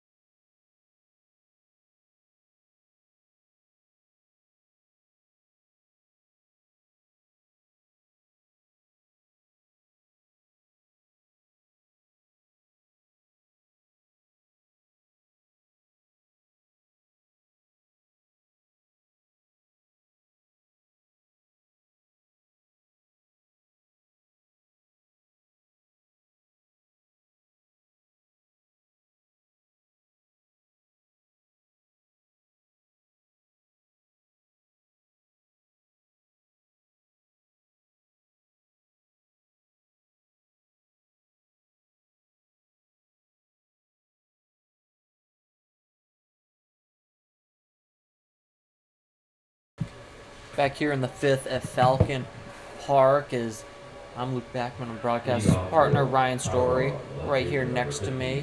In the 5th inning, that's the amount of runs the Doubledays lead by. They have a 10-5 lead as Giordano Richard is going to tap it right back to Ruffing, who's back on the mound. He'll fire over to first for a first pitch out here in the top of the 5th inning. Nice quick start there from Zach Ruffing here in the 5th. Oliver Diamond, the catcher, now makes his way to the plate. 2 for 2 on the day with an RBI is Diamond. First pitch he's going to see from Ruffing is going to be in there for strike number 1, a called strike to Diamond. As Ruffing working out of the windup, comes set and delivers a pitch that is going to bounce for ball number 1. Olivier Diamond, an interesting player, the youngest probably that the Doubledays will have to face this season, a class of 2027 high school kid. Something that the Doubledays will only be seeing in exhibition games. Pitch high for ball number 2, so that's going to be a 2-1 count for Diamond. As Ruffing has come in relief work and been spectacular as that one is going to be in the dirt for ball number 3. Count now 3-1.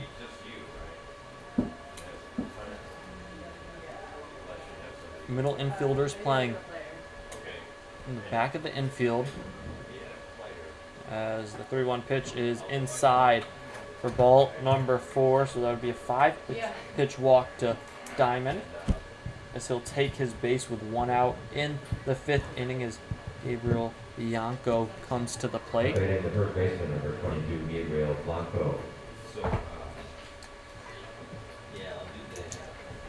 And honestly, that's the biggest difference of the game so far for the Auburn Doubledays. Both teams each have 8 hits, but just 2 walks given up by Auburn so far compared to just 7 walks given up by the Cardinals. Is that first pitch in there for strike number 1?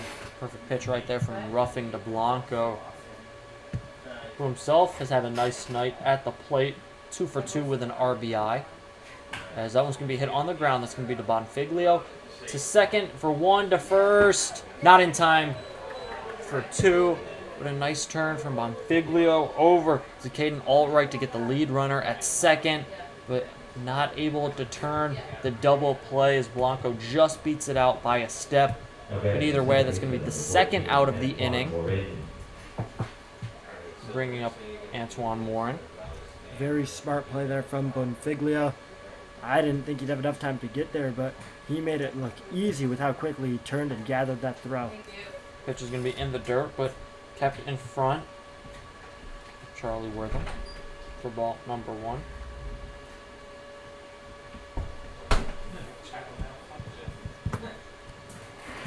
So 2 outs here in the 5th. He's looking to turn it over to the offense. Pitch is going to be low. Able to check his swing is Morin for ball number 2. Roughing has been efficient so far today. 31 pitches, 20 of them have been strikes. He's come to the mound and done his duty, as the 2-0 is going to be in there for strike number 1. Good job painting it on the outside part of the plate was Wortham. Normally it's either Chesray or Gialucian or behind home plate. This time, Wortham stepping in and has looked very adequate in replacement. Looked comfortable indeed. Pitched low for ball number 3. Count now 3-1. We've seen the Cardinals do damage with 2 outs in this ball game, putting up multiple runs on the board in a 2-out rally. As Doubledays trying to stop that. That one's going to be rocketed out into center field for a 2-out hit, advancing Blanco to second, and Morin is on with his first hit of the ball game. It's looking to become a trend. The Doubledays getting into trouble throughout this contest with 2 outs on the board. Now it's the final batter in the order, Antron Fortin, stepping up. Doubledays can't afford to be giving up these many base runners every inning. Fortin had an RBI single, infield single, that led to a run scoring. Pitch in there for strike number 1. That was back in the 3rd inning. First time Fortin's come up to the plate since then. He looked at a first strike from Ruffing. Now Ruffing will deal the second pitch of the at-bat.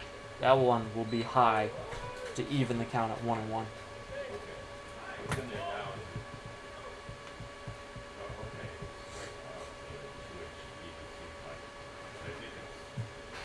Runners on first and second, 2 outs, a 1-1 count. Pitch from Ruffing is going to be hit in the air, out to right field. Coming in on it is going to be Gianni DeCerbo, and he makes the play easily for out number 3.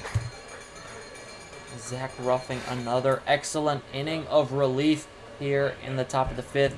Doubledays come to the plate looking to add to their 5-run lead. Doubledays lead 10-5. We'll be back right after this. Stick with us for more Doubledays baseball.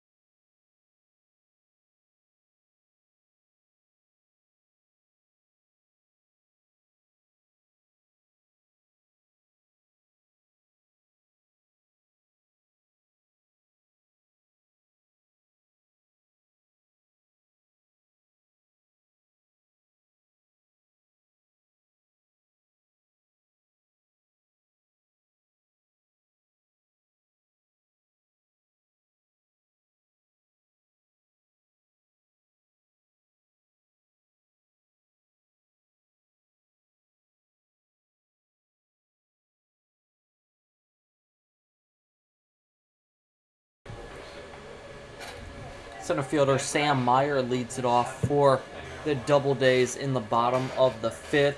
Pitch is going to be inside and hit Meyer in the elbow guard, as he'll be on board to start this inning.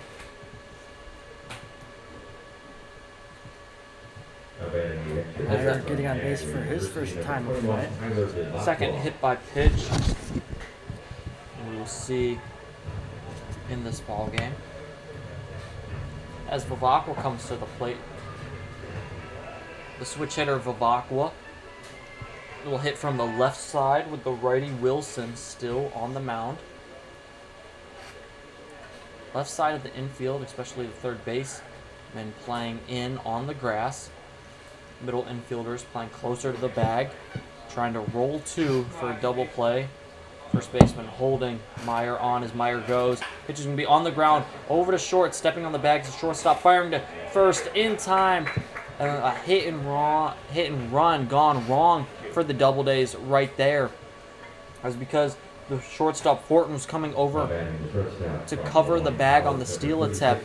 The ball was hit right to where Fortin was able to field it, step on the bag all in one motion, and fire over to first in time for the ground for the double play. Ground ball double play turned.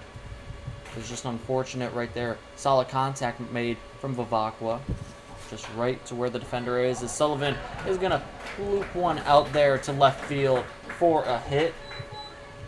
That'll be Sullivan's second hit of the game. Sullivan has been an absolute heater as of late. Disregarding the fact that he's gotten on base all 4 at-bats today, he has just been racking up those singles and doubles over his past 4 or 5 contests. Sullivan stands off of first as Charlie Wortham comes to the plate. That pitch is going to be fouled straight back for strike number 1. Wortham so far in tonight's game 0 for 3, trying to get on for the first time. As the pitch is going to be hit, that one's going to fade foul near the clubhouse of the Cardinals. Good swing right there from Wortham, just a little bit late as he falls behind in the count 0-2. As on the move to Sullivan, it's going to be swung on and missed right there from Wortham for strike number 3 and out number 3, as that'll be a quick inning for the Cardinals. And that will conclude the 5th inning, but the Doubledays still maintain a 5-run lead as they'll come back out to the field holding that lead and trying to keep it. We'll be back in more Doubledays baseball. Make sure to stick with us. We'll be right back after that.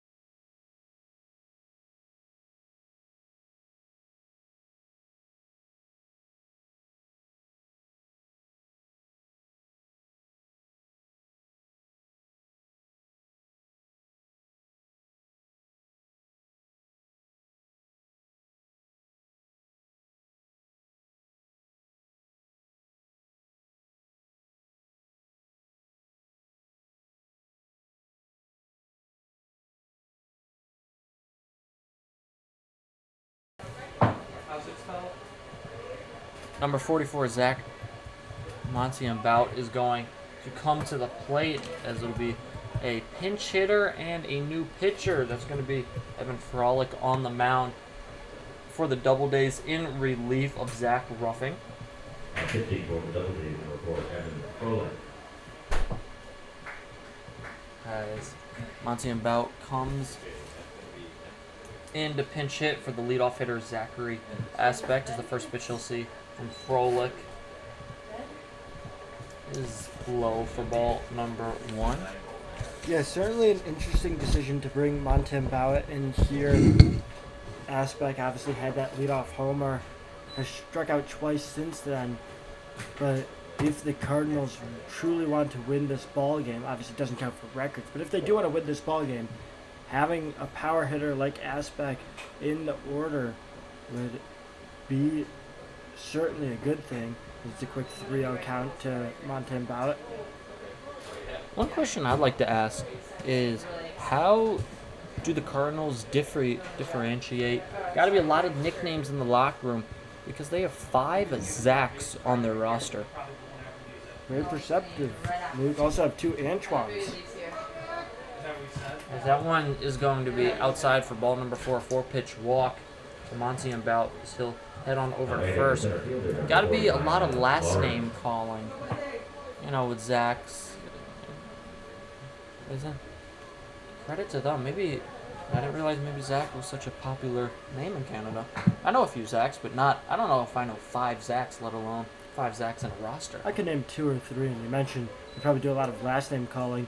I can guess that Zach Montembout is the one who's called just Zach, because the rest of them have significantly easier last names to pronounce. 100% agree. Is that first pitch ball to Lawrence is going to bring Matt Petrosi out to the mound. 5 consecutive balls to start the outing for Frolick is going to have Petrosi come out and address both Frolick and the infield here. Frolick, a young pitcher out of Lyme High School, local kid, dominated Class D high school baseball around here. However, through 2 appearances this season, has just made it through .2 innings, and in that time, an ERA of 54 giving up. Those are numbers that are not sustainable. We have seen manager Matt Petrosi quick to pull the trigger on taking him out if needed. However, Frolick will stay in this contest for now. Yeah, Frolick, that ERA is inflated because a couple bad outings, but Matt Petrosi knows I don't want to make it a 3rd straight bad outing, as that one's going to be low for ball number 2 to Lawrence. Lawrence had to double back in the 2nd inning, but 1 for 3 on the game. Stands his current total as that one's going to be hit in the air.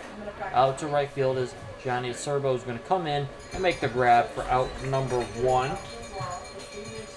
The contact giving up by Frolick isn't great there, but having thrown 6 straight balls, I'm happy. I think he's just happy to see something in the strike zone that isn't gone for a base hit. 100%. Even though that's just a fly out to right field, I wonder if that is going to build confidence in the young pitcher. Okay, now I can settle down. I got my first out. Now let's attack these batters. That one's going to be there for strike number 1.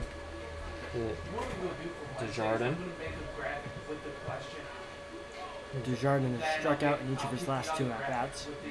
0 for 3 in total on the game, as the pitch is going to be swung on and missed for strike number 2. There's Frolick ratcheting it up to 84 miles per hour with the fastball. Once he settles in, he's definitely a quality pitcher. Just hasn't had the time to do it yet this season. 0-2 is going to be hit on the ground. Frolick making a diving attempt, not able to get it. Barehanded by Sullivan over to first in time for Wolf. What a play from Adam Sullivan. Barehanding the grounder and throwing it over to first base for out number 2. Just an amazing play. Also, love to see the effort from the young pitcher, Evan Frolick, still going after it, even though he really didn't have much of a chance at it, but on the off percentage that he was able to snag that ball would have been a great play. Love to see the hustle out of the young guy. Yeah, Frolick laid out for that one like he was Superman. off the mound, not able to make the play, but that's why you got a defense behind you. I talked about it earlier for young pitchers. Use the defense you have behind you.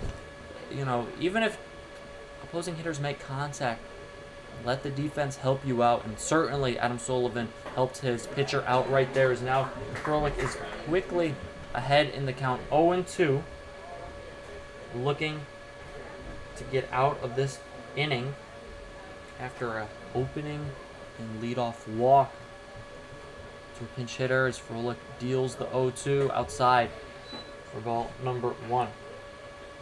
Luke, I will say, you've made 2 Superman references so far today. Have you gone and seen the new movie yet? I've made 2. I didn't even realize I made 2. You have made 2. Oh, you do? Yeah, 2 Superman references. Okay, I gotta find a new superhero. I have not. I plan to see it this week. You know, we have a little time off as the Falcons are away from Falcon Park. Not the Falcons, the Doubledays. As that one's hit out to the right field for DeCerbo for out number 3. Yes, let's say everyone's looking like Superman right now as the Doubledays hold a 10-5 lead and playing extremely well. Looking to add to that lead here in the bottom of the 6th. We'll be back with the bottom of the 6th right after this. Make sure you stick with us. We'll be right back with more Doubledays baseball.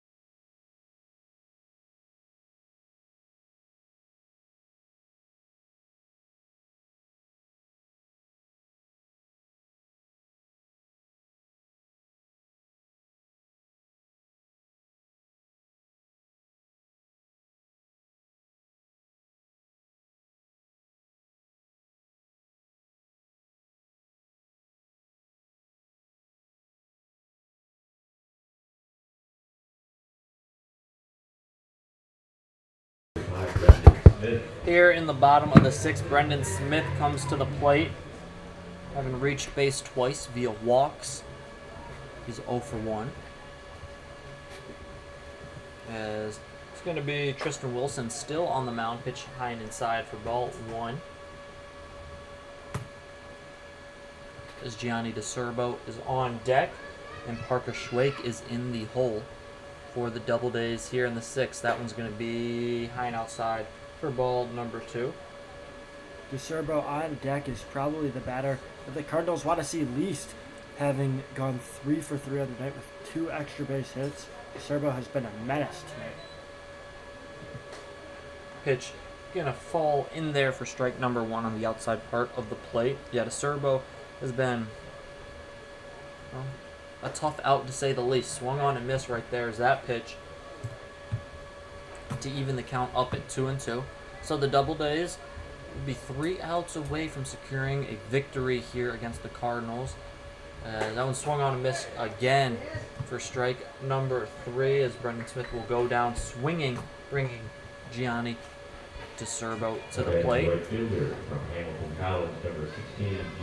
Smith talking with Parker Schwake, who's now on deck, about the motion of Wilson, trying to give him some pointers after his at-bat, something you love to see from a team and can show the chemistry and just tighten it.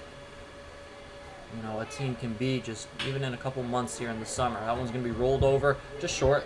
The throw to first is going to be just in time to get Gianni DeCerbo. Great effort there, making it out to first, but just was beat by the throw by half a step.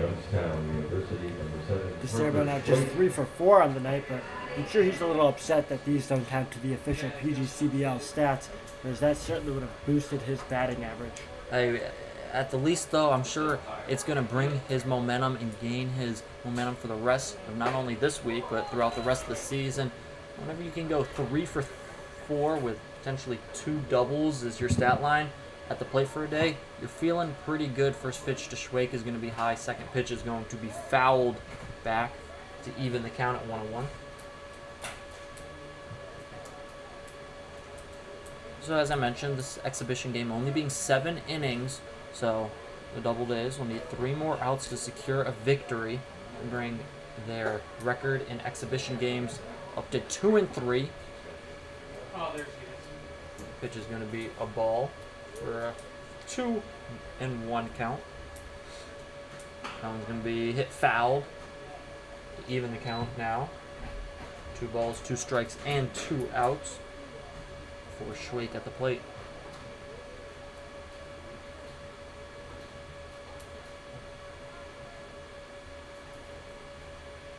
It's going to be Wilson out of the windup. The 2-2 with 2 outs. He's going to be fouled off, and we'll redo it. Barring a 5-run rally from the Ottawa Cardinals in the 7th, this could be the last Doubledays batter of the night. As that one's going to be hit over to second. Morin throws to first. The Blanco in time for out number 3.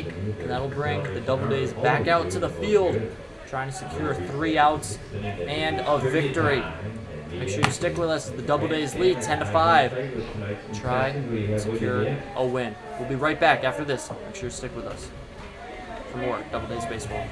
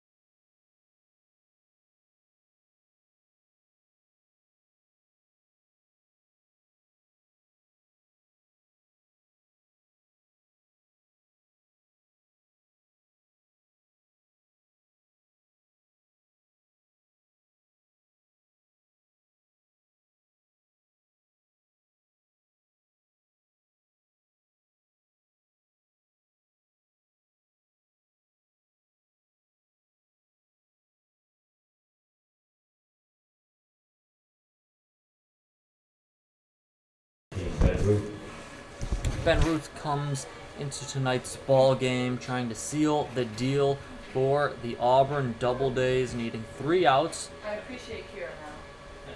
to secure an exhibition game victory. 50, yeah. Doubledays pitching while giving up 5 runs. Those 5 runs within the first 3 innings. Relievers have come in and done their job. Zach Ruffing, Kevin Frolick, and now Ben Ruth trying to follow suit as his first pitch is going to be just outside for ball number 1 to Giordano Richard. I like that first pitch. Feel the outside part of the plate. Try to establish the tone with a nice fastball. That ball is going to be hit in the air out to right field. DeCerbo is going to get under that one for a quick first out for Ruth. This is going to bring up Olivier Diamond to the plate, the lefty. Now batting the catcher, number 24, Oliver Diamond.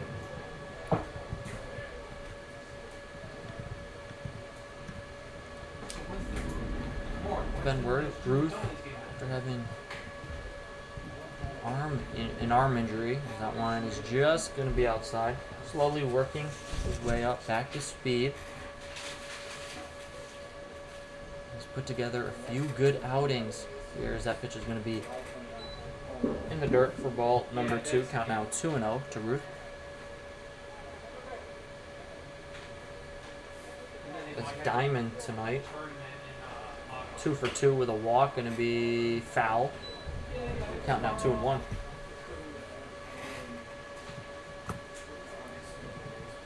Yeah, Ruth has been working his way, trying to earn a spot, a consistent spot in the Doubledays rotation. Has come out of the bullpen 5 times so far this year. A 14.54 ERA. That doesn't truly represent the story of how well he's pitched. He's certainly been a quality pitcher coming out of the bullpen for the Doubledays so far this year. Ruth has become a reliable arm in this pen as the 2-2 pitch is going to be hit over to short. That's going to be Sullivan making the play on the run, firing over to first in time for out number 2. And I don't think we've seen a shortstop all season that is as clean with that on the run snag, transition to the throwing arm, and whipping it over to first, like we see Sullivan do every time that ball is hit over to the left of him at shortstop. It's funny, it seems like he feels more confident when he's throwing on the run, as that one is going to be low for ball number 1. Gabriel Blanco comes to the plate. That one's going to be outside as well for ball number 2. Count now 2-0. So 1 out, and the Doubledays secure a victory. That one's in there for strike number 1. Count now 2-1. Pitch 81 miles per hour from Ruth. As the 2-1 just misses for ball number 3. Blanco RBI single in the first inning. Going to be a little dribble over to short. Talking about Sullivan's on the run. He does it again for out number 3. And that will be the ball game. It's a 1-2-3 7th inning of work for Ben Ruth. Will close the door on the Ottawa Cardinals here tonight as the Doubledays win an exhibition game. Something that they haven't been able to do too much this season, but are able to do tonight. While it won't count in the records or in the official standings, you got to think, Ryan, that it at least feels good to get a W here for the Doubledays. And hopefully it can help carry them throughout this rest of the season. It certainly will, and they can take this as a great sign, especially for the players in this lineup who maybe aren't normally those top-tier hitters. But we saw guys like Tyler Vivacqua and Charlie Wortham not have the greatest nights. Players like Anthony DeCesare and Mark Gianlucci not even playing. But it was those players in that 5 through 7, 5 through 8 range. Guys like Gianni DeCerbo, who went 3 for 4. Caden Albright, who went 2 for 3. They really stepped up in a big way, and having those players step up is a great sign because that shows that they could be reliable, consistent contributors as we head down this final stretch. 100%. I know you named a few names, but if you had to pick one of those players, especially on the offensive side of the ball, who would you pick tonight that, you know, say MVP or you're most impressed with here tonight? Has to be Gianni DeCerbo. Out there in right field was very good defensively, but at the plate was electric. Had that single in the first inning that was part of that rally that created a good 4 runs that gave Ottawa the lead, that gave Auburn the lead after Ottawa went up 3-0 in the top of the first. But then after that, impressed even more throughout the rest of this contest with a double in his second at bat, another double in his third. DeCerbo was on his A game tonight. DeCerbo was incredible, and got to give credit to the relievers as well, coming in, keeping the Cardinals' offense to a minimum.